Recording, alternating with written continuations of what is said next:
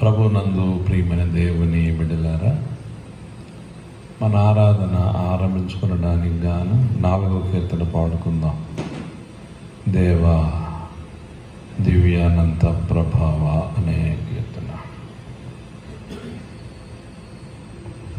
దేవా దివ్యానంత ప్రభావ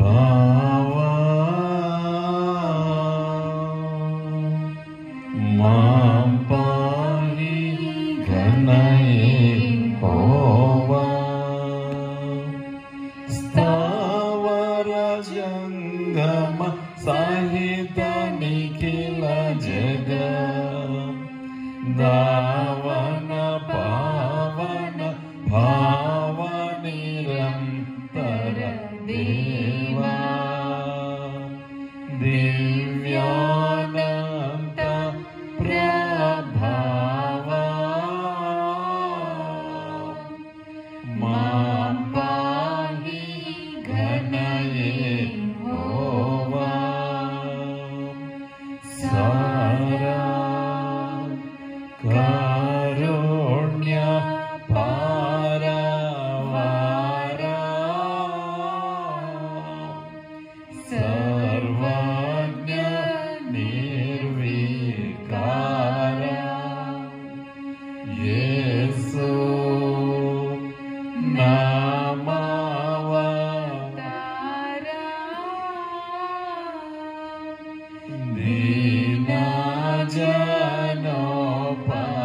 దీనజనోపకార ఘోరమైన సంసార వివడి దారి గణని నన్ను చేర పిలిచితివి దేవా దివ్యానంత ప్రభావ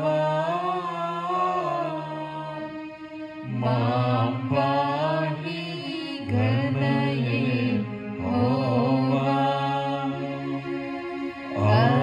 అక్షీణ విభవానంద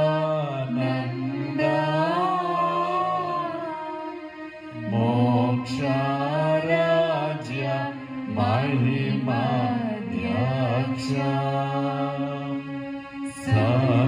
సంతాత సుజన రక్ష కపట దుర్మనుజ శిక్ష పాక్ష విపాక్ష విలక్షణం రహిత కటాక్షమునాదేశ దీక్షను నిలుపవే దేవా దివ్యానంత ప్రభావ మాం పాహి ఘనయేహోవా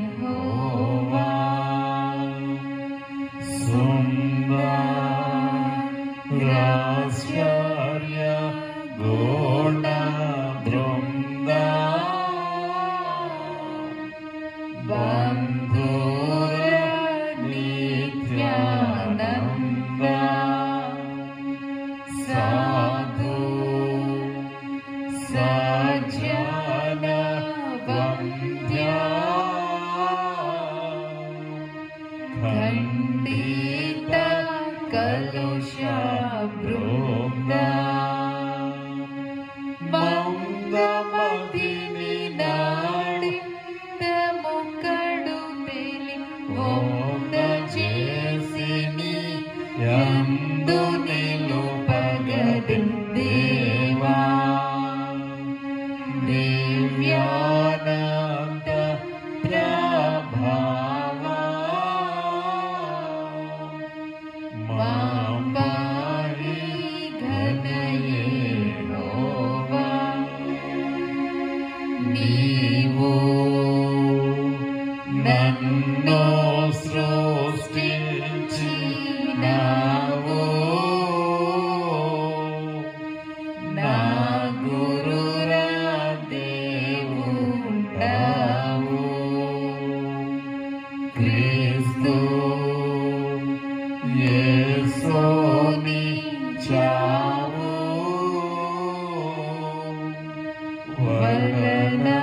మరణాన్ని బీనావు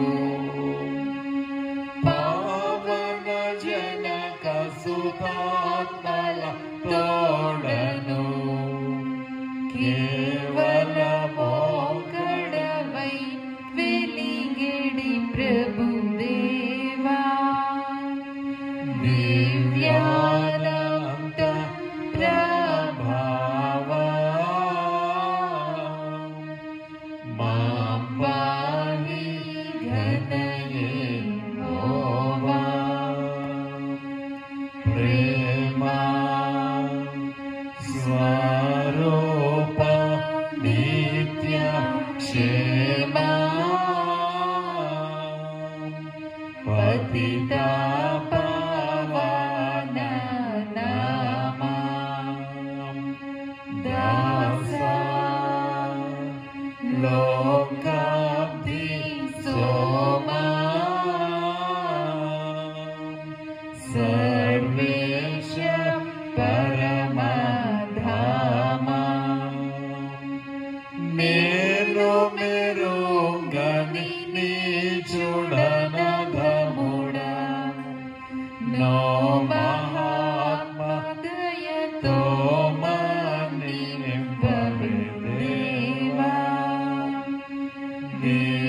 దివ్యానంద ప్రభావా మా పాహి ఘనయేహోవా.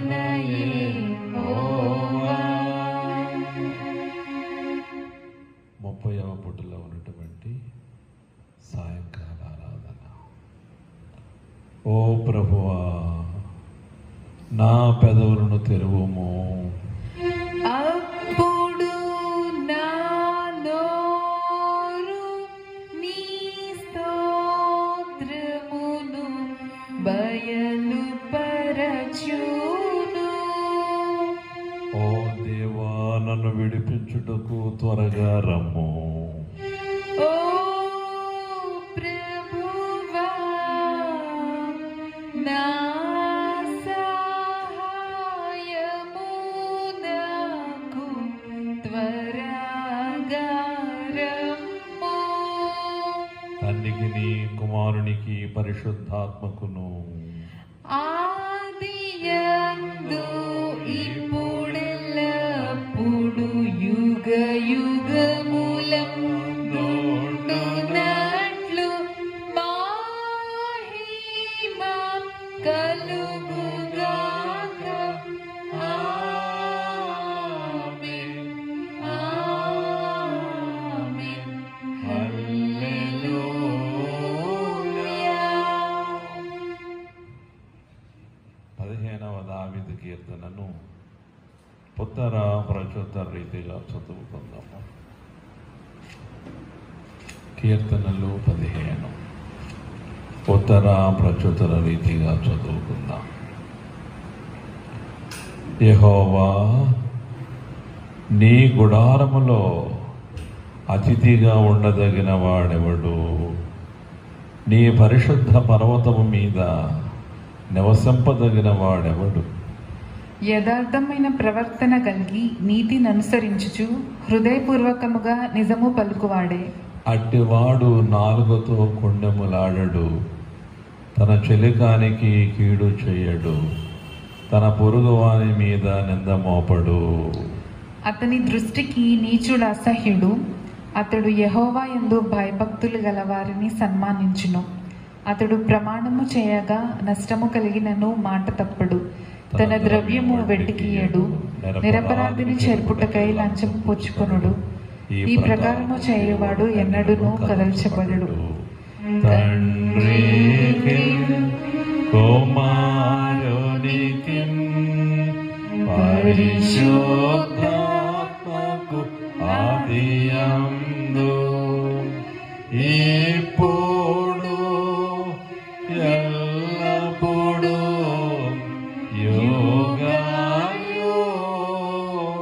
యుగయుగములందు ఉండునట్లు మహిమ కలుగును గాక.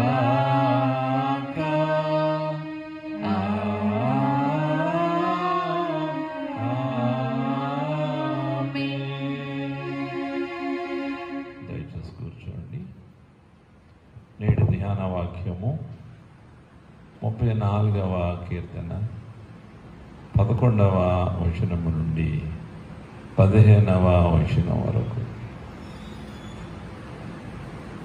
34వ సంకీర్తన 11వ వచన ప్రారంభము. పిల్లలారా, మీరు వచ్చి నా మాట వినుడి. యెహోవా యందలి భయభక్తులు మీకు నేర్పెదను. బ్రతుకగోరువాడెవడైనా ఉన్నాడా? మేలు నొందుచు అనేక దినములు బ్రతుకగోరువాడెవడైనా ఉన్నాడా? చెడ్డ మాటలు పలుకకుండా నీ నాలుకను, కపటమైన మాటలు పలుకకుండా నీ పెదవులను కాచుకొనుము. కీడు చేయుట మాని మేలు చేయుము. సమాధానము వెతకి దాన్ని వెంటాడుము. యెహోవా దృష్టి నీతిమంతుల మీద ఉన్నది, ఆయన చెవులు వారి మొరలకు ఒగ్గి ఉన్నవి. అందరము కలిసి 174వ కీర్తన. యేసు వంటి ప్రియ బంధువుడు నాకిక యహపరములలో లేడన్నా అనే కీర్తన పాడుకుందాం. 174. యేసు వంటి ప్రియ బంధుడు నాకిక ఇహపరములలో లేడన్నా. భాసురముగ నిజ భక్తుల కదియను భవగోచరమి పుడగునన్నా. యేసు వంటి ప్రియ బంధుడు నాకిక ఇహపరములలో లేడన్నా.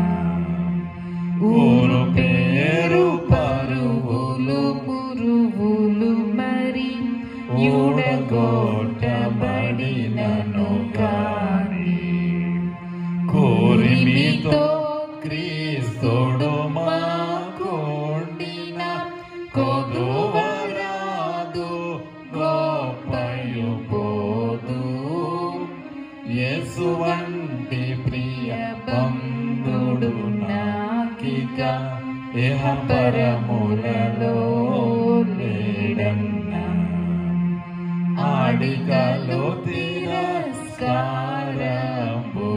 మా కవమానములు నన్ను గాని తోడు క్రీస్తుడు మాకుండినను త్రోవదాపము ఓడిపోము.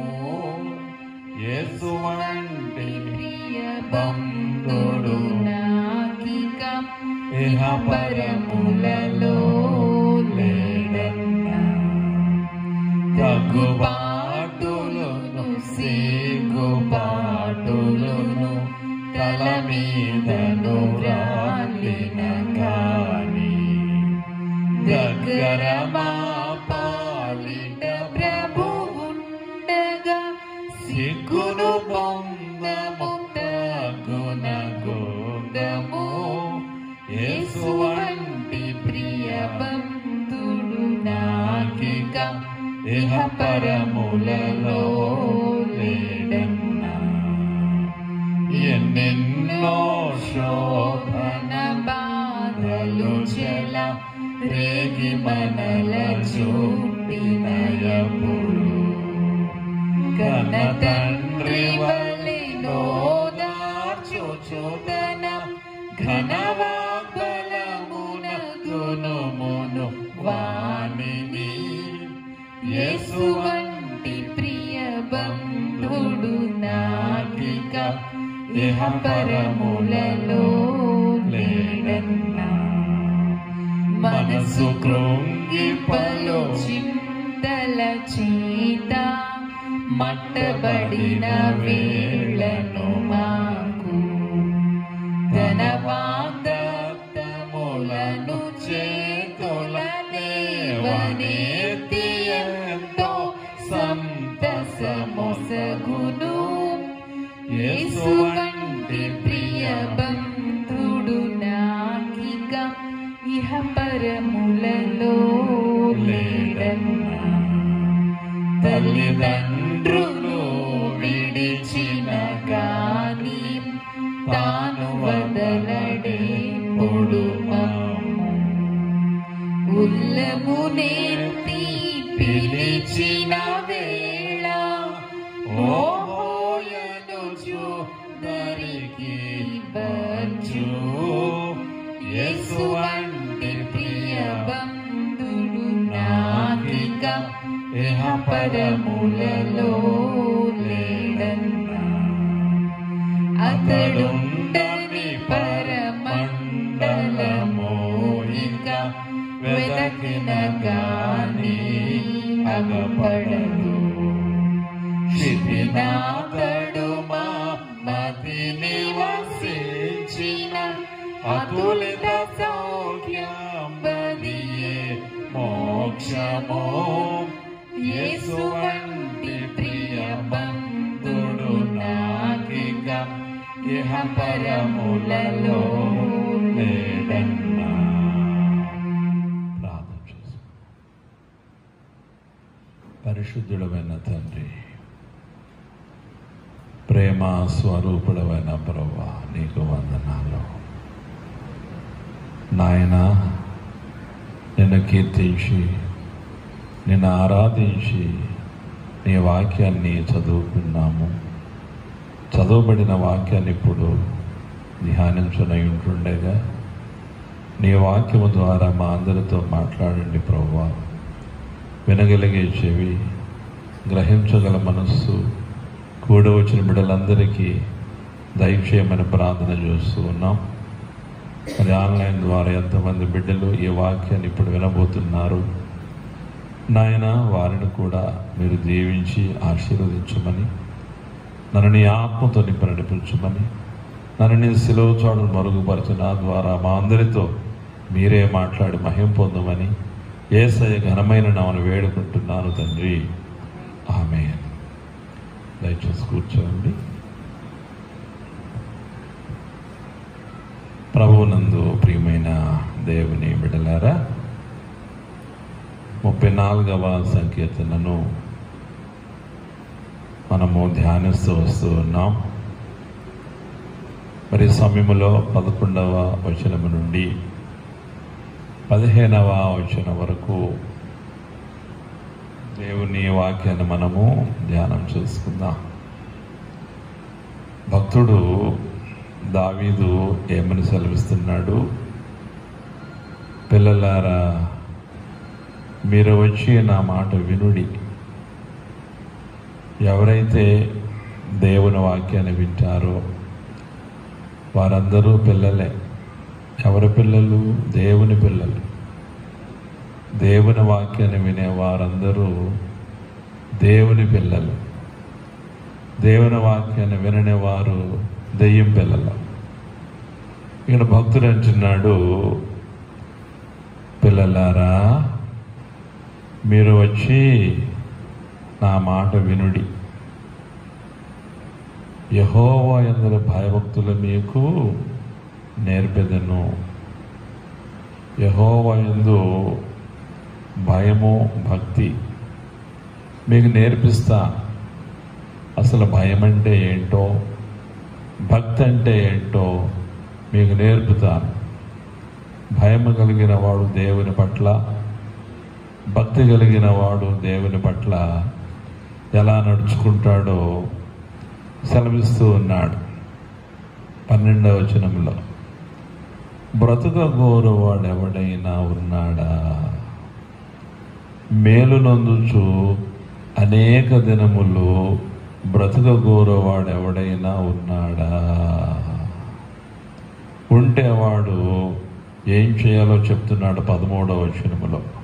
చెడ్డ మాటలు పలకకుండా నాలుకను, కపటమైన మాటలు పలకకుండా పెదవులను కాచుకోవాలి. కీడు చేయటం మాని మేలు చేయాలి. సమాధానాన్ని వెతక దానిని వెంటాడాలి అని చెబుతున్నాడు. ఎవరికి? యెహోవా యందు భయభక్తులు కలిగినటువంటి వారికి. యెహోవా యందు భయభక్తులు కలిగిన వారు నేర్చుకోవలసినటువంటి సంగతులు ఇవి. చెడ్డ మాటలు పలకకూడదు, కపటపు మాటలు పలకకూడదు, కీడు చెయ్యకూడదు, మేలు చెయ్యాలి, సమాధానాన్ని వెంటాడాలి. ఇవన్నీ ఎవరు చేస్తారు? ఎవరైతే దేవుని యందు భయము భక్తి కలిగి ఉంటారో వారెవరై ఉన్నారు?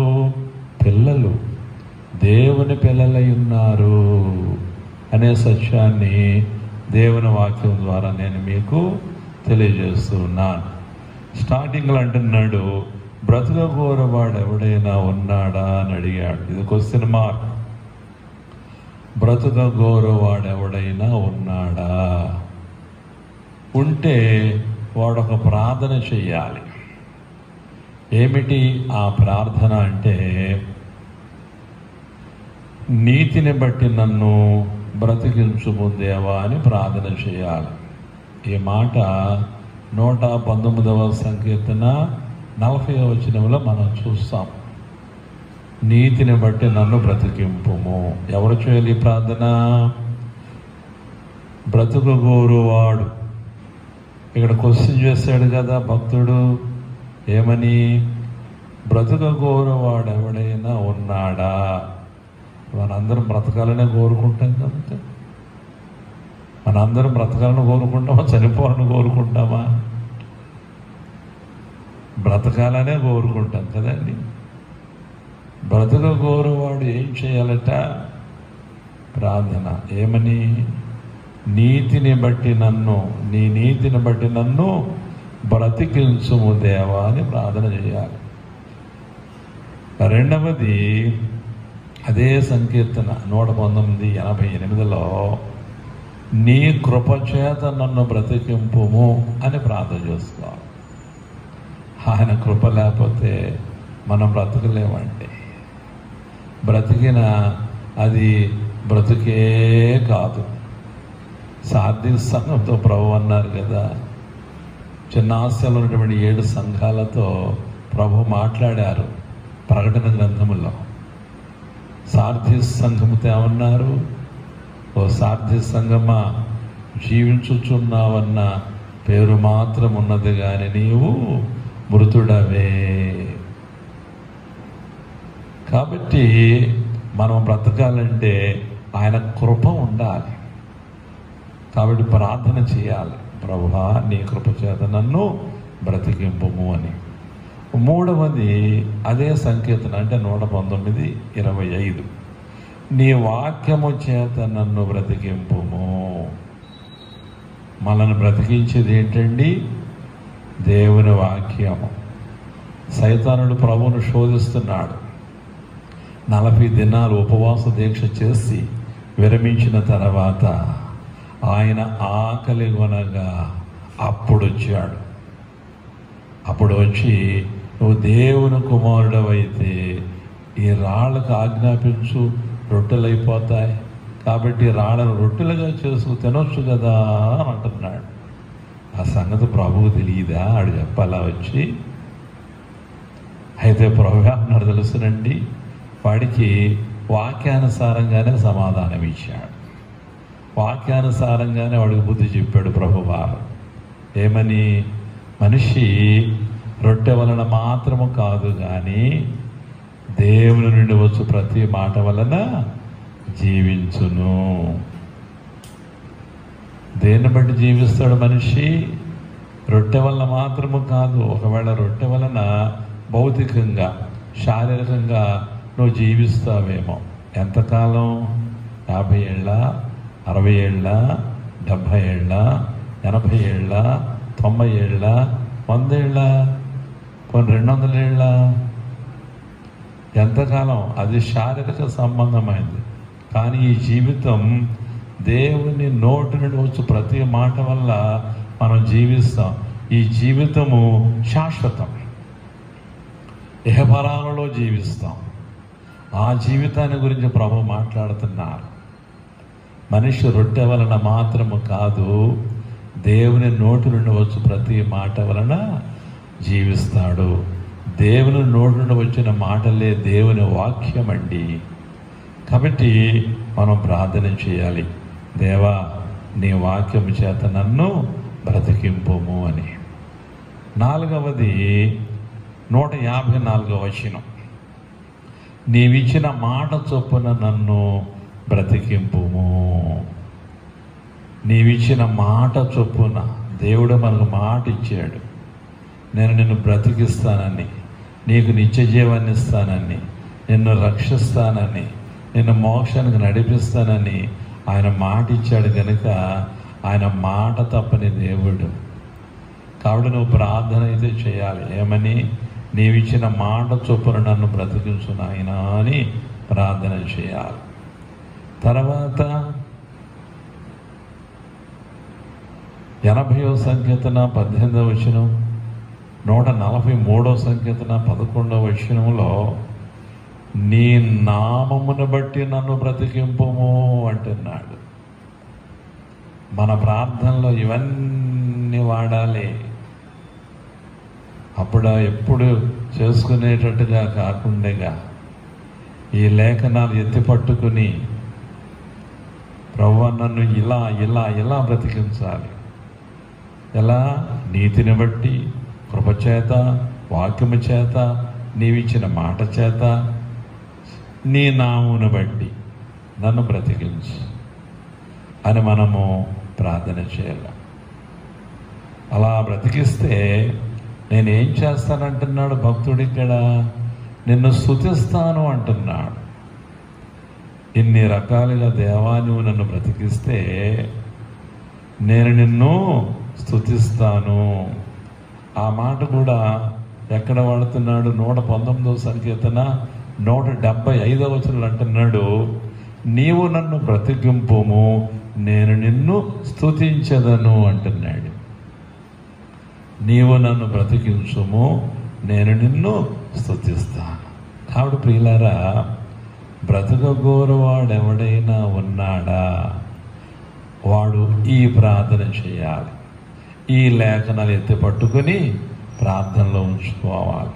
ప్రభువా నీతిని బట్టి బ్రతికించు, నీ కృప చేత నన్ను బ్రతికించు, నీ వాక్యం చేత నన్ను బ్రతికించు, నీవిచ్చిన మాట చొప్పున బ్రతికించు, నీ నామను బట్టి నన్ను బ్రతికించు. నన్ను బ్రతికిస్తే నేను నిన్ను స్తుతిస్తాను అని చెప్పాలి. కాబట్టి ఇప్పుడు దేవుని బిడ్డలారా, భక్తుడు అంటున్నాడు, బ్రతకగోరువాడు ఎవడైనా ఉన్నాడా? ఉన్నాడు. మనందరము బ్రతకగోరువారమే, చచ్చిపోవాలని కోరుకోము. ఒకవేళ ఈ లోకంలో కన్ను మూసిన పరలోకంలో బ్రతుకుతూ ఉండాలని కోరుకుంటాం. అలా బ్రతకగోరే మనము ఈ ప్రార్థన చేసుకోవాలి. చేసుకుంటూ అలా బ్రతికిస్తే నాయన నేను నిన్ను స్తుతిస్తాను అనే మాట కూడా చివరిలో చెప్పాలి. తర్వాత 13వ వచనం అంటున్నాడు, ఏమని? చెడ్డ మాటలు పలకకుండా నీ నాలుకను,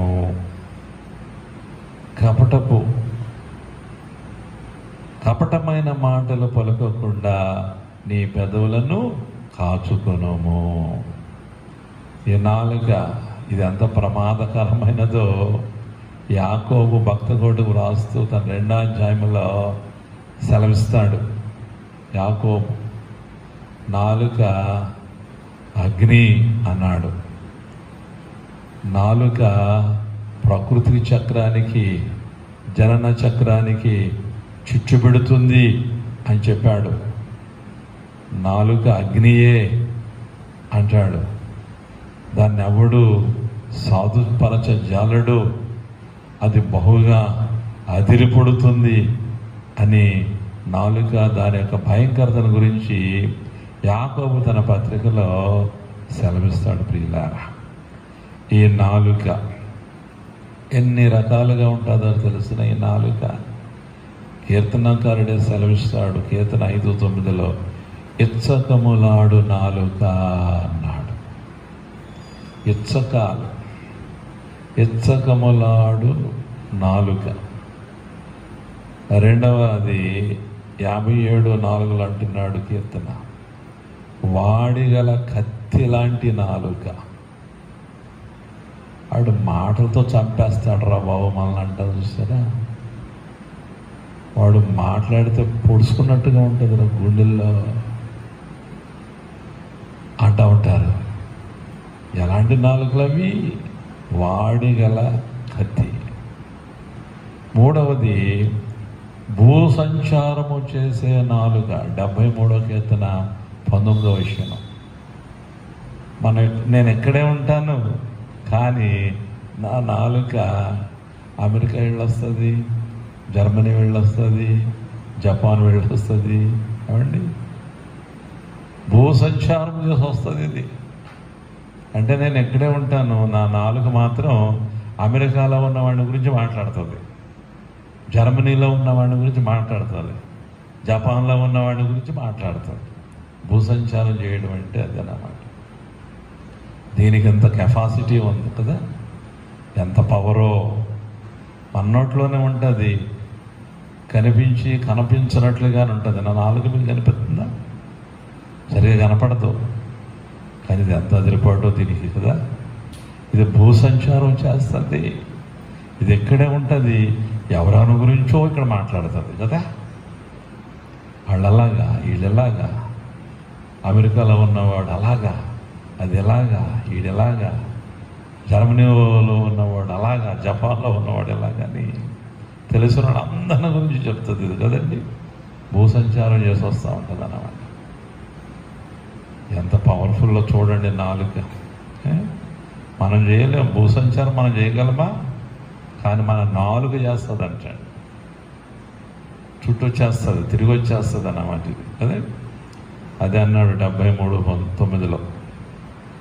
4వ రకం మోసకరమైన నాలుక.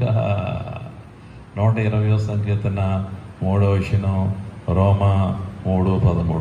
మోసకరమైన నాలుక ఎంత భయంకరమైన మోసం చేస్తుందో కదా. యాకోబు 3:8 అంటున్నాడు, సాధు కాజాలని నాలుక. కింద చెప్పాను కదా, 3వ అధ్యాయం 8వ వచనం. ఈ నాలుకను గురించి యాకోబు సెలవిచ్చిన మాటలు ఇవి. సాధు మనిషి అంట మృగాలను, సర్పాలను, పక్షులను అన్నిటినీ సాధు చేస్తాడట. కానీ వాడి నాలుగును వాడే సాధు చేసుకోలేడు. అది నిరర్ఘళమైనటువంటి దుష్టత్వం అని యాకోబు అక్కడ సెలవిస్తాడు. మీరు ఇంటికి వెళ్ళి చదువుకోండి, 3వ అధ్యాయం అంతా కూడా. అది మరణకరమైనటువంటి విషముతో నిండి ఉన్నది అన్నాడు యాకోబు దానిని. ప్రియులారా, దీన్ని సాధు చేయలేమంట. మృగాలని, పక్షుల్ని, సర్పాలని మానవుడు సాధు చేస్తాడు కదండి. పాములను కూడా ఆడిస్తాడు. సర్కస్లో సింహాలని ఈ రింగులోనికి ఆ రింగులోనికి ఏనుగుల చేత సైకిల్ దొక్కించి పెద్ద పుల్ల చేత ఆటలాడిస్తూ ఉంటాడు మనిషి కదండి. క్రూర మృగాలను సైతం మనిషి సాధు చేయగలుగుతున్నాడు. కానీ ఆడి నోట్లో ఉన్న నాలుకను మాత్రం అదుపులో పెట్టలేకపోతున్నాడు. అది బహుగా విరిపడును అంటున్నాడు. అందుకే సాధు చేయబడని నాలుక. మరి ఇది ఎంత డేంజరో తెలుసునా? అందుకే వాక్యం సెలవిస్తుంది ఏమంటున్నాడు? చెడ్డ మాటలు పలుకకుండా నీ నాలుకను. ఇది చెడ్డ మాటలు పలుకుద్ది. ఎందుకంటే ఇది కత్తి వంటిది కదా, ఇది మోసకరమైంది కదా, ఇది ఇచ్చకమలాడేది కదా, భూ సంచారం చేసేది కదా. అందువలన చెడ్డ మాటలు పలుకుద్ది. కాబట్టి చెడ్డ మాటలు పలుకకుండా నీ నాలుకను. తర్వాత కపటమైన మాటలు పలుకకుండా నీ పెదవులను కాచుకొనుము. పెదవులను కాచుకోవాలి. ఇచ్చకమ్మలాడే పెదవులు ఉంటాయి. ఇచ్చకము మాటలు అంటారు కదండి. వాడన్ని ఇచ్చకం మాటలు దీన్ని వివరించలేకపోతున్నాను. ఇచ్చగవు మాటలంటే నేనే వివరించలేకపోతున్నాను. ఇచ్చగవు మాటలు ఏం మరి అక్కడివి లేనిపోనివి, లౌక్యంతో కూడినవి అండి, ఇలాంటివి ఏమో ఒకవేళ ఇచ్చగవు మాటలు. ఇచ్చగములాడే పెదవులు, కీర్తన 12:2-3. తర్వాత కత్తులున్న పెదవులు, వారి పెదవులలో కత్తులున్నవి. కీర్తన 59:7 ఉన్నది ఆ మాట. కత్తులుంటాయి ఏంటండి కొంతమంది పెదవుల్లో, కత్తి లాంటి పెదవులు అన్నమాట. ఇక ఆడు మాట్లాడాడో ఎదురుడు అయిపోయాడే, పొడుచుకుపోతుంది వాడు గుండెల్లో. 3వది యెషయా 6:5 చెప్తున్నాడు, అపవిత్రమైన పెదవులు. యెషయా దేవుని యొక్క దర్శనాన్ని చూసిన తర్వాత తట్టుకోలేక పలికిన పలుకులు ఇవి కదా. దేవుని యొక్క పరిశుద్ధతను చూసిన తర్వాత మానవుడు ఎంత పాపాత్ముడో చెప్పకనే చెబుతాడండి. దేవుడు అంత గొప్పవాడు, అంత పరిశుద్ధుడు ఆయన. యెషయాని దేవుడేమీ భయపెట్టలేదు, కళ్ళెర చేసి చూడలేదు, అనలేదు. కానీ దేవుడు ఎంత పరిశుద్ధుడు. ఆయన పరిశుద్ధ ఆ మహిమను, ఆ దర్శనాన్ని చూచి, ఎక్కడో పరలోకంలో దర్శనాన్ని చూచి భూమి మీద ఉన్నటువంటి యెషయా ఆగలేకపోయాడు, తట్టుకోలేకపోయాడు. అయ్యో అంటున్నాడు, నేను అపవిత్రమైన పెదవులు గలవాడను, అపవిత్రమైన పెదవులు గల ప్రజల మధ్య నేను నివసిస్తున్నాను. రాజును సైన్యములకు అధిపతులకు యెహోవాను నేను కన్నులారా చూచితిని అనుకుంటిని అనే మాటలు వాడుతున్నాడు. చూస్తారండి, ఆయన చూడలేదు, ఆయన మహిమను చూచాడు. అందుకే 2 పదాలు వాడాడు, చూచానంటాడు, చూచితను అనుకుంటేని అంటాడు. మీరు ఇంటికి వెళ్ళి కూర్చొని చక్కగా చదివితే మీకు తెలుస్తుంది.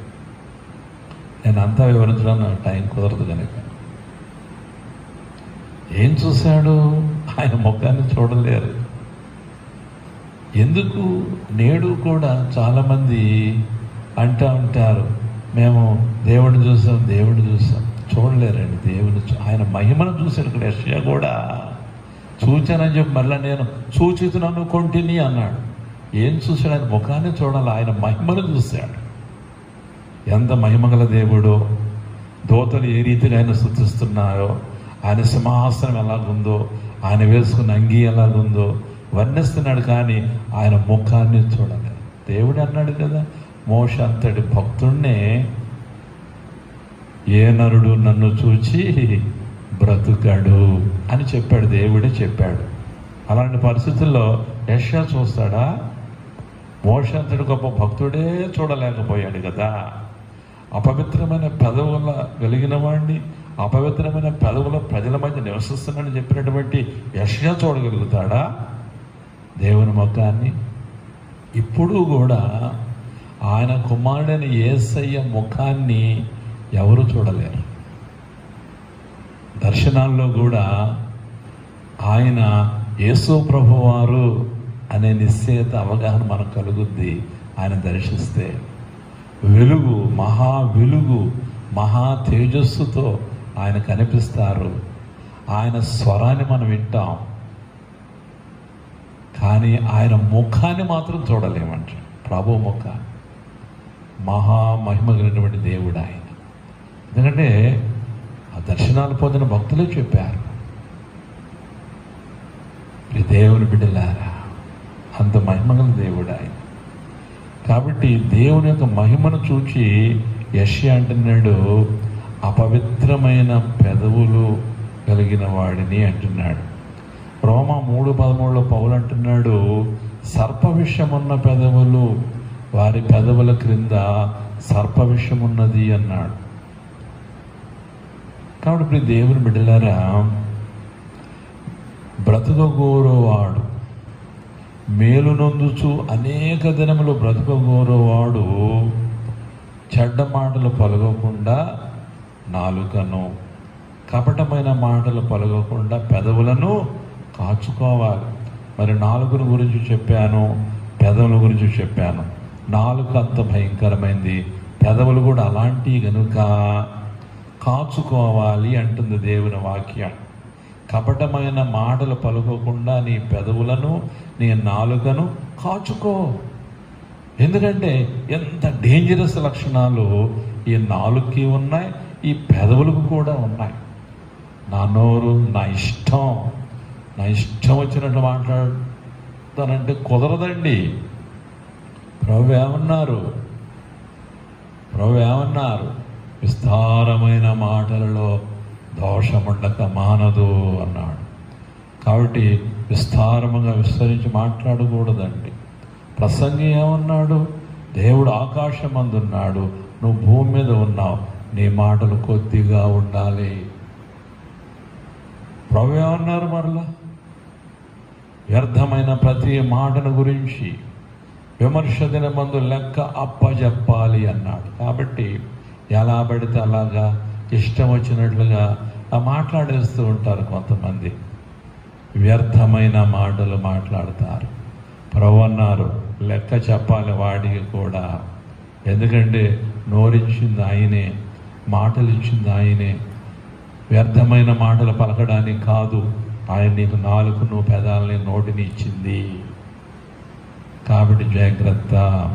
కాబట్టి ఇంత డేంజరస్ లక్షణాలు ఉన్నాయి కనుక ఈ నాలుగుకి, పెదాలకి వాక్యం ఏమంటుంది ఇక్కడ? కాచుకో అంటుంది. అదే చెడ్డ మాటలు పలుకకుండా నీ నాలుకను, కపటమైన మాటలు పలుకకుండా నీ పెదవులను కాచుకొనుము.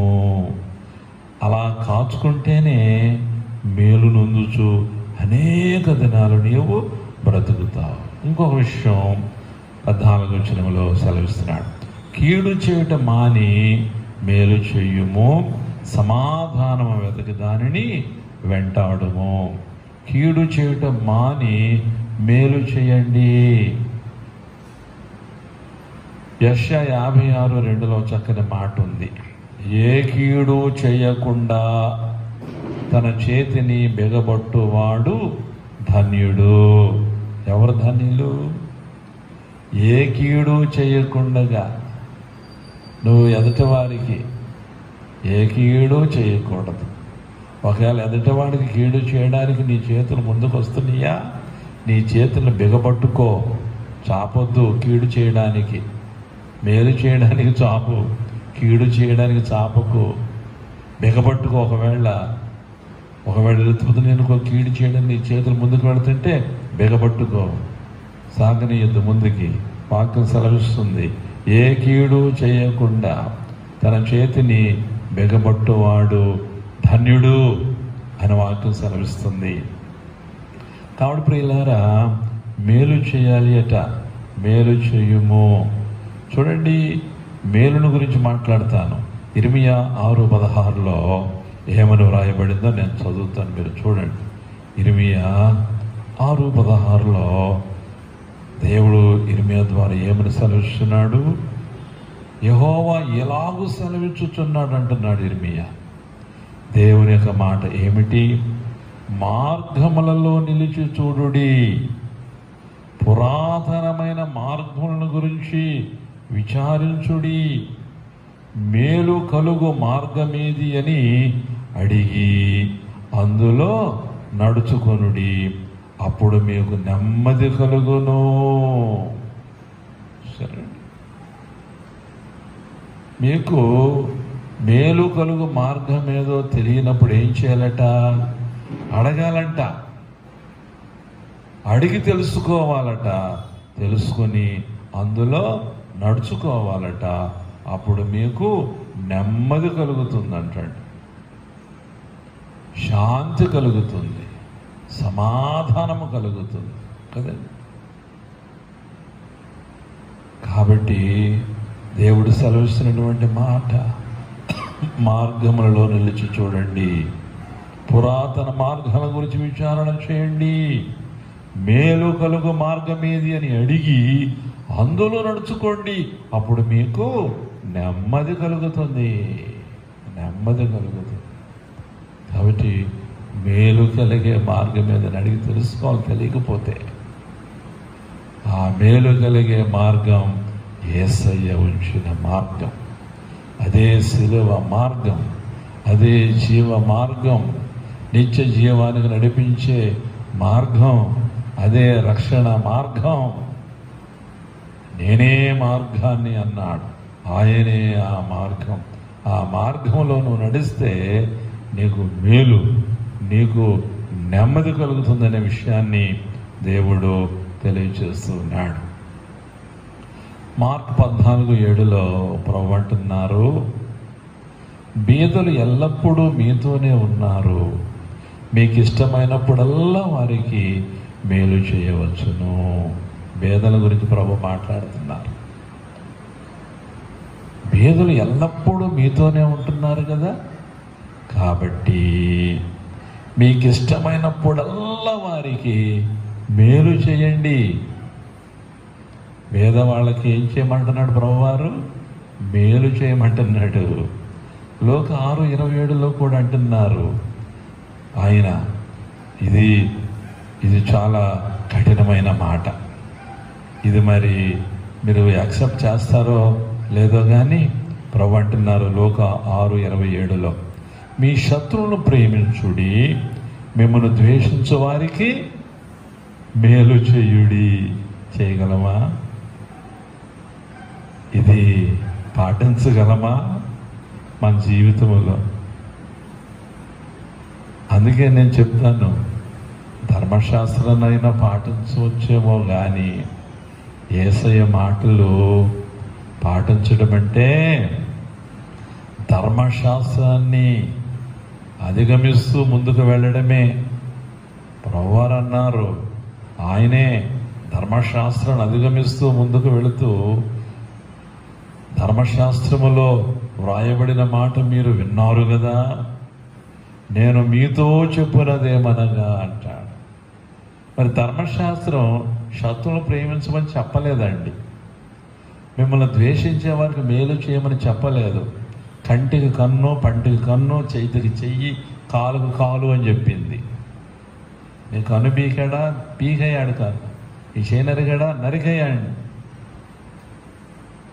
ప్రభు అంటున్నారు, అది గుర్తు చేస్తారు ప్రభువారు.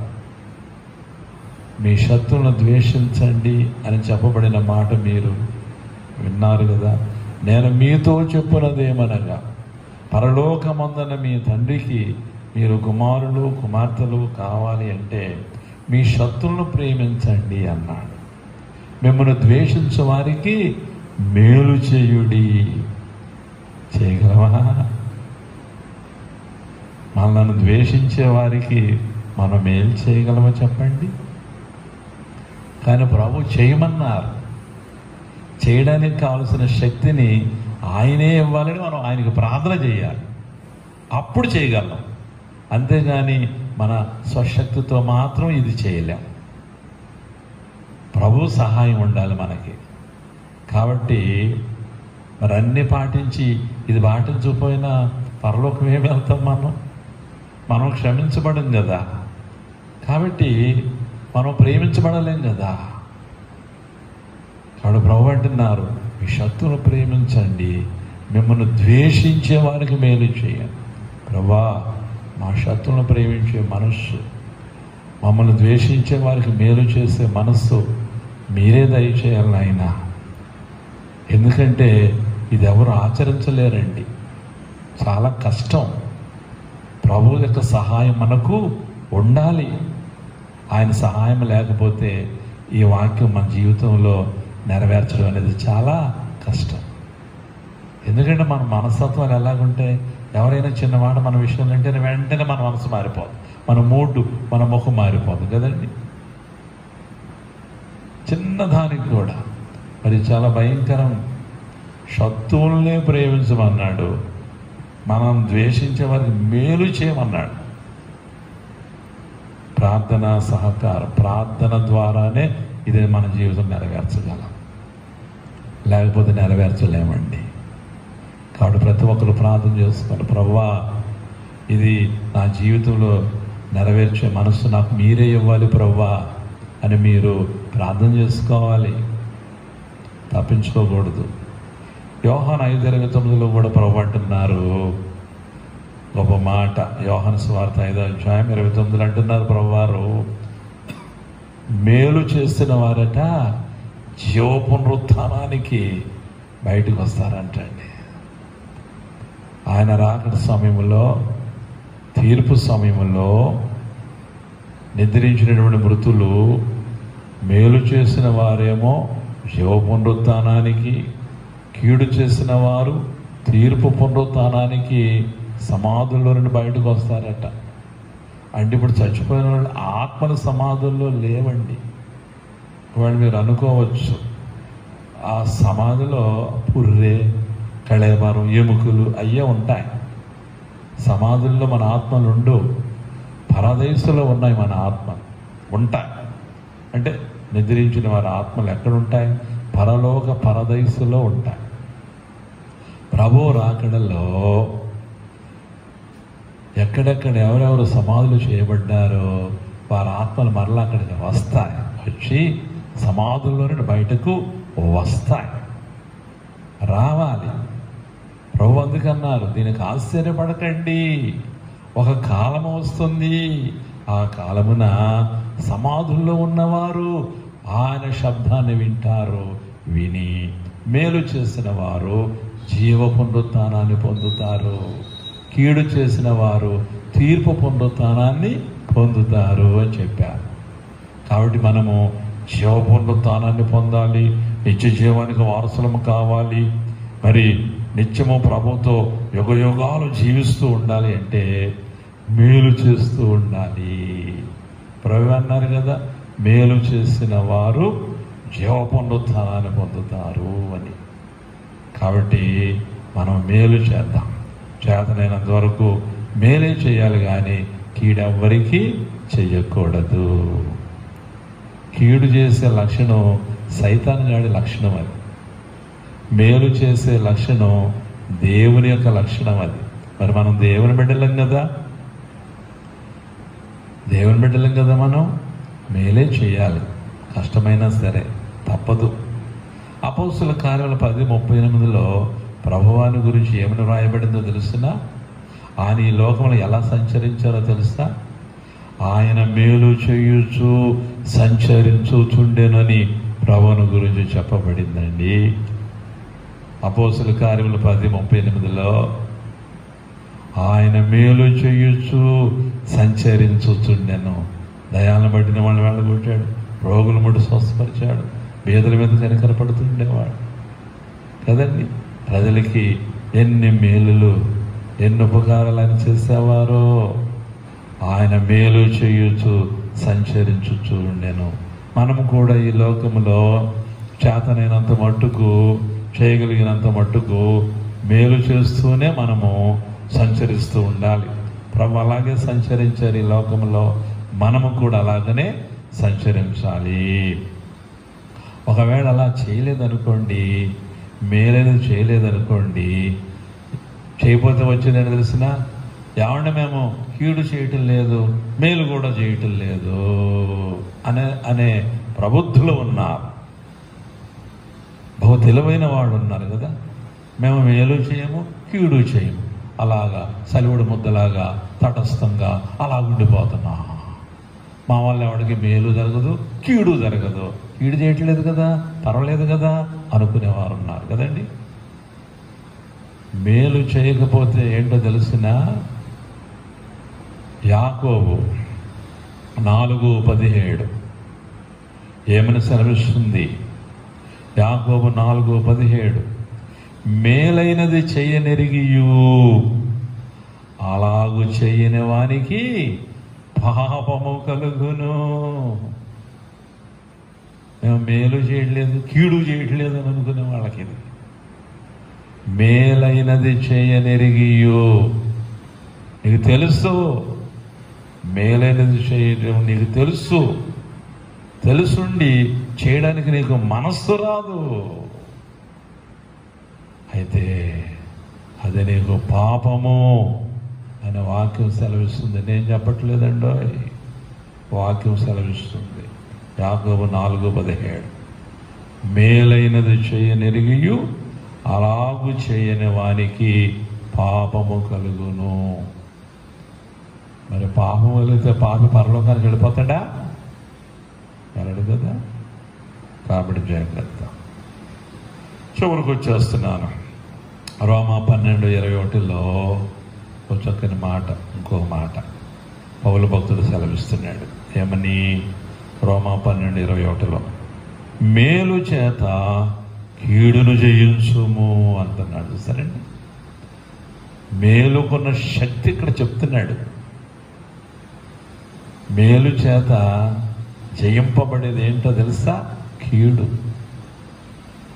నువ్వు కీడును జయించాలంటే అది నీ తెలివి చేత, భక్తి చేత, ఏమండి, నీ బలము చేత, నీ ఆస్తి చేత కాదు, మేలు చేత. నువ్వు ఎదటివాడికి మేలు చేస్తే కీడును జయించిన వాడు దానవైపోతావు. వాక్యం సెలవుస్తుంది ఇక్కడ. మేలు అంత గొప్పది. కాబట్టి మేలు చేత కీడును జయించుము అనే వాక్యం ఇక్కడ సెలవిస్తున్నది. ఇంకో మాట, యోహాను పత్రిక 3వ పత్రిక 1వ అధ్యాయం 11వ వచనములో ఏమని వ్రాయబడింది తెలిసిన? మేలు చేయువాడు దేవుని సంబంధి. ఇప్పుడు మీరు చెప్పండి, మీరు దేవుని సంబంధులా, దయ్యపు సంబంధులా? నేను అంటున్నాను, మీరు దేవుని సంబంధులు అంటున్నాను.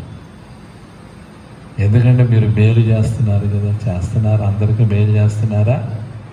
కీడుగా చేస్తున్నారా? కీడు చేసే పని అపవాది గాడిది, వాడిది. అది అడుగు వదిలేయండి, మన పని అది కాదు. కాబట్టి మేలు చేత కీడును జయించాలి. మేలు చేయువాడు దేవుని సంబంధి. చూసారా? కాబట్టి మనం దేవుని సంబంధులమా? మేలు చేయాలి. మేలు చేసేవారే దేవుని సంబంధులు. మేలు చేయకపోతే సాతాను సంబంధులు. ఇక చెప్పక్కర్లేదు, దాని గురించి మళ్ళీ పర్టికులర్గా రాయక్కర్లేదు కదా. నువ్వు మేలు చేసావా? దేవుని సంబంధివి.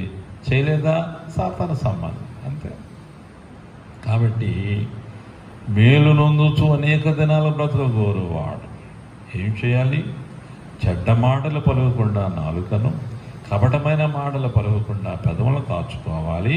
కీడు చేయటం మానాలి, మేలు చేయాలి. తర్వాత సమాధానము వెదకి దానిని వెంటాడాలి. సమాధానం సమస్త జ్ఞానమును మించిన దేవుని యొక్క సమాధానముతో మనము నింపబడాలి. ఆ సమాధానాన్ని వెదకాలి, దాన్ని వెంటాడాలి. ఎవరు సమాధానము? యెషయా 9:6 ప్రకారం చూస్తే సమాధానకర్త యొక్క అధిపతి ఎవరు? యేసు ప్రభువా. అందుకే ఆయన పుట్టిన వెంటనే పరలోకంలో దేవదూతలందరూ దిగివచ్చి పాడిన పాట ఏంటి? ఆయనకి ఇష్టలైన మనుషులకు సమాధానము భూమి మీద అని చెప్పారు వాళ్ళు కదండి. ఆయనే సమాధానకర్త, ఆయనే సమాధానానికి కారకుడు. అందుకే ప్రభువారు కొండ మీద ప్రసంగంలో ఏమని చెప్పారు తెలిసిన? సమాధానపరచువారు ధన్యులు, వారు దేవుని కుమారులు కుమార్తెలు అన్నారు కదండి. కాబట్టి సమాధానం ఏం చేయాలంటే మనం వెదకాలంటండి, దానిని వెంటాడాలంట. ఆ సమాధానము మన ప్రభువే. కాబట్టి ఆ సమాధానం మనం కలిగి దాన్ని వెంబడించే వాళ్ళముగా ఉండాలని వాక్యం ఇక్కడ సెలవిస్తుంది. చివరిగా 15వ వచనం, యెహోవా దృష్టి నీతిమంతుల మీద ఉన్నది. ఎవరు నీతిమంతులు? చెడ్డ మాటలు పలుకకుండా నాలుకను, కపటమైన మాటలు పలుకకుండా పెదవులను, కీడు చేయటం మాని మేలు చేసేవారు, సమాధానం వెతకదాన్ని వెంటాడేవారు, వారేనండి నీతిమంతులు. దేవుని యొక్క దృష్టి వారి మీద ఉంటుంది. దేవుని యొక్క కను సన్నలలో వారు మెలుగుతూ ఉంటారు. దేవుడు వారిని లక్ష్య పెడుతూ ఉంటాడు, వారిని చూస్తూ ఉంటాడు, వారిని పట్టించుకుంటూ ఉంటాడు. కాబట్టి యెహోవా దృష్టి నీతిమంతుల మీద ఉన్నది. ఆయన చెవులు వారి మొరలకు వగియును. అంటే ఆయన చెవులు ఇప్పుడు నేను చెప్పినటువంటి లక్షణాలు కలిగిన వాళ్ళందరూ ప్రార్థన చేస్తూ ఉంటే చెవి యొగ్గి ఆయన ఆలకిస్తాడు, ప్రార్థన వింటాడు, ప్రార్థనలకు ఆయన జవాబునిస్తాడు. ఇట్లా మనం బ్రతికితే కదా. కాబట్టి దీని గురించి చివరిగా పేతురు కూడా వ్రాసాడు ఏ విషయాలు. పేతురు భక్తకోటి వ్రాసిన మొదటి పత్రిక 3:10 వ్రాసాడు కదండి. పేతురు భక్తకోటికి వ్రాసిన మొదటి పత్రిక 3:10 జీవమును ప్రేమించి మంచి దినములు చూడగోరువాడు చెడ్డదాన్ని పలుకకుండా తన నాలుకను, కపటపు మాటలు చెప్పకుండా తన పెదవులను కాచుకొనవలెను. అతడు కీడు నుండి తొలగి మేలు చేయవలెను, సమాధానమును వెదకి దానిని వెంటాడవలెను. ప్రభు కన్నులు నీతిమంతుల మీదను, ఆయన చెవులు వారి ప్రార్థనల వైపునను ఉన్నవి. చూసారండి, ఆయన కన్నులు మన మీద, మనం చేసే ప్రార్థనల మీద ఉంటాయంటండి. కానీ ప్రభు ముఖము కీడు చేయు వారికి విరోధముగా ఉన్నది. ఎవరికి విరోధంగా ఉంది ప్రభు యొక్క ముఖం? కీడు చేసేవారికి. కాబట్టి మనం కీడు కాదు, మేలు చేసేవారంగా ఉండాలి. చెడ్డ మాటలు పలకకుండా ఉండేవారముగా ఉండాలి. ఏమండి, కపటపు మాటలు పలకకుండా ఉండేవారముగా ఉండాలి, మేలు చేసేవారముగా ఉండాలి, సమాధానం వెదకి దాన్ని వెంటాడేవారముగా ఉండాలి. అప్పుడు మనం ప్రార్థన చేసిన ప్రభువారు ఆలకిస్తారట. కీడు చేసేవారికి అయితే ఆయన ముఖం విరోధంగా ఉంటుందంట. కాబట్టి దేవుని బిడ్డలారా, దేవుని బిడ్డలారా, దేవుడు తన వాక్యం ద్వారా మనకు చక్కని విషయాలు ఈ లేఖనాల్లో మనకు ఆయన సెలవిచ్చాడు. కాబట్టి మనం మరి ఆ రీతిగా వాక్యం సెలవిచ్చిన రీతిగా మరి మేలు చేయొచ్చు సంచరించే వారముగా, సమాధానం మీదకు వెంటాడే వారముగా, మరి కపటపు మాటలు పలుకిన వారముగా, ఏమండి చెడ్డ మాటలు పలుకిన వారముగా మరి జీవిస్తూ ఆయన కృపలో వరిదిల్లుదాం. అలా జీవించడానికి పరిశుద్ధాత్మ దేవుడు మనకందరికీ సహాయం చేయనుగాక. ఆమేన్. మరి ఆదివారం ఆరాధన యథాప్రకారం 9 గంటలకు ఉంటుంది. ప్రేయర్ఫుల్గా సిద్ధపడి రావాల్సిందిగా మీకు మనం చేస్తూ ఉన్నాం. ప్రార్థన చేసుకుందాం. అందరూ లేచి నిలబడినట్లయితే ప్రార్థన.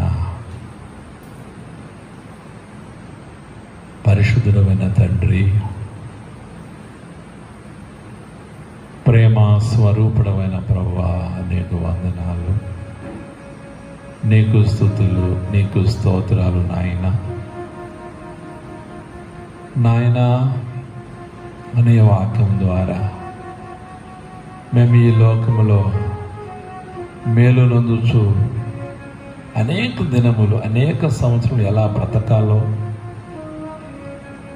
అలా బ్రతికితే మాకు కలిగే మేలు ఏమిటో మీరు సెలవిచ్చారు నీ వాక్యం ద్వారా.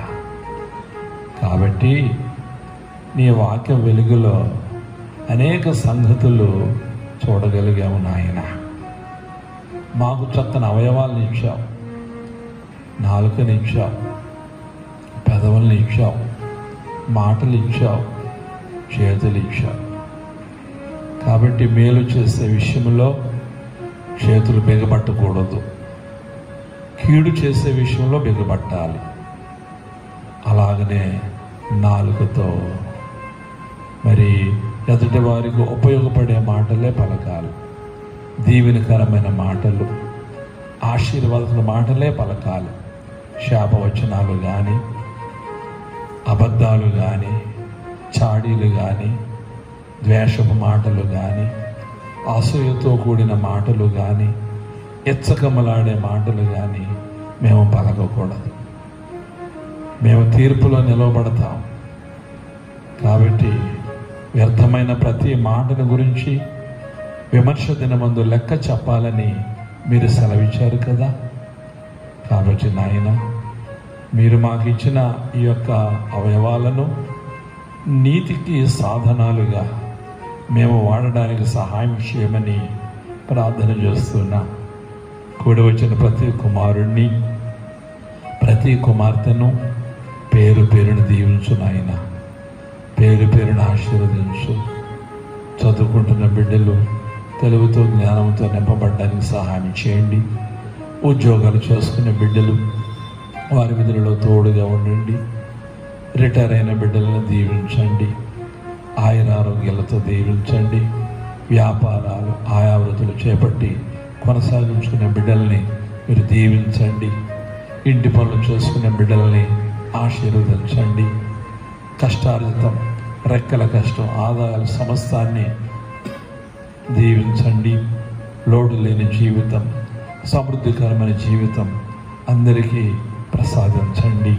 దేవానికి వందనాలు, స్తుతులు, స్తోత్రాలు చెల్లిస్తూ ఉన్నాం.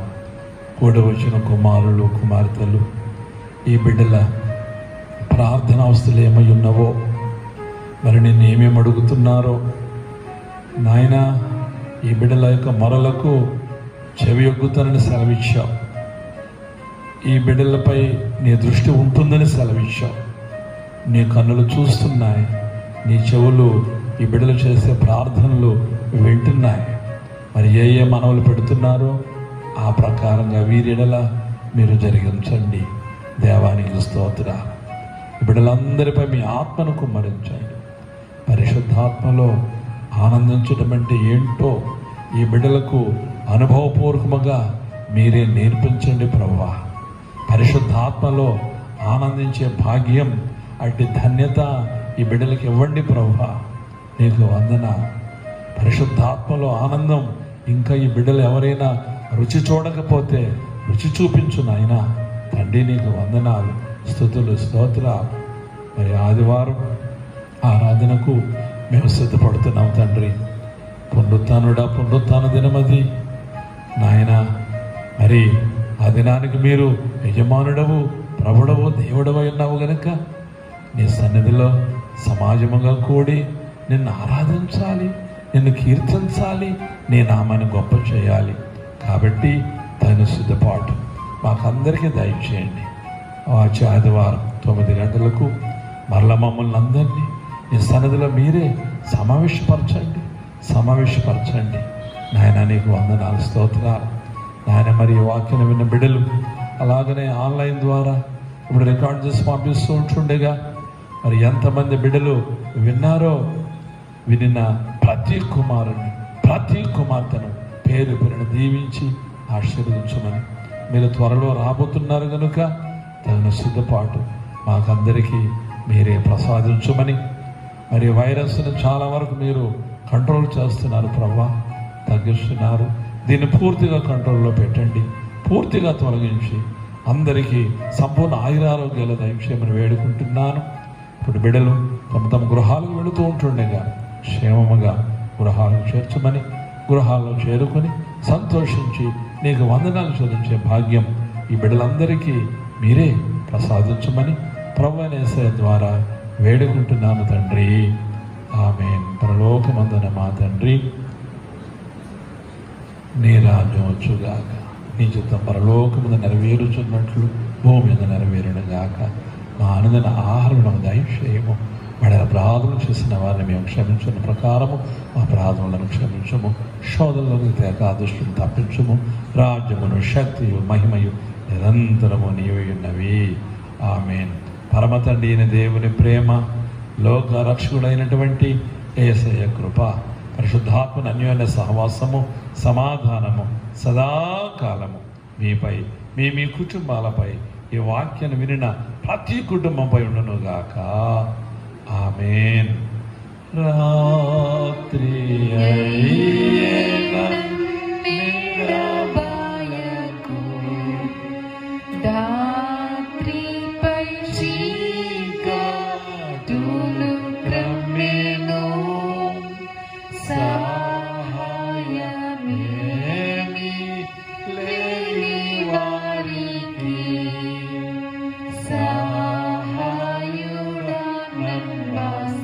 పో